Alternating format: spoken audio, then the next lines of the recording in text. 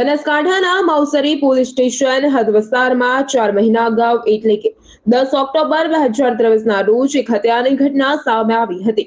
મવા પટેલ તેમજ તેની પત્ની હરિબેન પટેલ બાઇક પર થરાદ સ્ટેશન કોર્ટની મુલાકાત પતાવીને ઘરે પરત ફરતા હતા।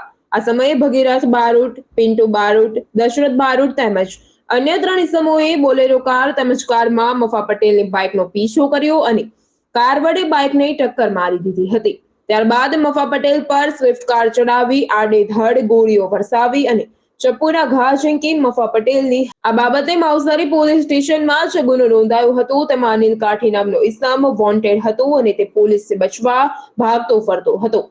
ત્યારે સુરત ક્રાઇમ બ્રાન્ચને બાતમી મળી હતી કે બનાસકાંઠાના માવસરી પોલીસ સ્ટેશનમાં નોંધાયેલ હત્યાના ગુનાનો આરોપી મુંબઈમાં સંતાયેલો છે। તેથી ક્રાઇમ બ્રાન્ચ દ્વારા 2 અલગ-અલગ ટીમો મુંબઈ રવાના કરવામાં આવી હતી અને બાતમીના આધારે મુંબઈ વિરાર હાઈવે પરથી અરવિંદ કાઠીની ધરપકડ કરવામાં આવી છે। મહત્વની વાત છે કે અનિલ કાઠી સુરતનો રહેવાસી છે। આ ઉપરાંત અનિલ ગાંધી સામે સુરત રાંદેર પોલીસ સ્ટેશન અથવા લાયન્સ પોલીસ સ્ટેશન, વરાછા, ઉમરા અને આવા અલગ-અલગ 14 જેટલા ગુનાઓ નોંધાયેલા છે। તો બીજી તરફ વાપી જીઆઈડીસી અને રાજકોટ ગાંધીગ્રામ તેમજ બનાસકાંઠાના માવસરી પોલીસ સ્ટેશનમાં પણ અલગ-અલગ ગુનાઓ નોંધાયેલા છે। આ રીતે અનિલ કાઠી સામે રાજ્યના અલગ-અલગ પોલીસ સ્ટેશનમાં 18 જેટલા ગુનાઓ દાખલ થયા છે। તો બીજી તરફ સુરત પોલીસ દ્વારા પણ લોકોને અપીલ કરવામાં આવી છે કે અરવિંદ કાઠી દ્વારા જો કોઈ નાગરિક સાથે ગુનાહિત વ્યવહાર કરવામાં આવ્યો હોય અથવા તો કોઈને ધાક ધમકીઓ આપવામાં આવતી હોય તો તે વ્યક્તિ પોલીસનો સંપર્ક કરે। અને એનો મારવાવાળા જો ભગીરથ બારોટ એનો માણસો અને અનિલ કાઠીનો માણસો અને એના શૂટર્સ હતા।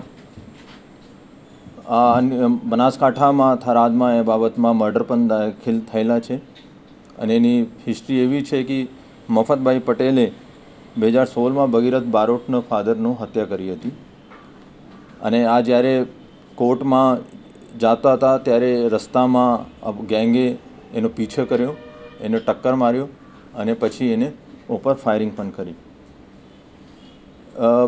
2 મહિના પહેલાં આ શૂટર્સનો પણ સુરત ક્રાઇમ બ્રાન્ચે સુરત અને નવસારીથી પકડીને બનાસકાંઠાનો સોંપવામાં આવેલા છે અને ઇન્ચાર્જ સીપી સાહેબ, અમારો બંને ડીસીપી સાહેબ અને ક્રાઇમ બ્રાન્ચની ટીમો આ અનિલ કાઠીની ઉપર વાચ રાખી હતી। તો એવી માહિતી મળી હતી કે આ મુંબઈમાં છુપાયેલા છે।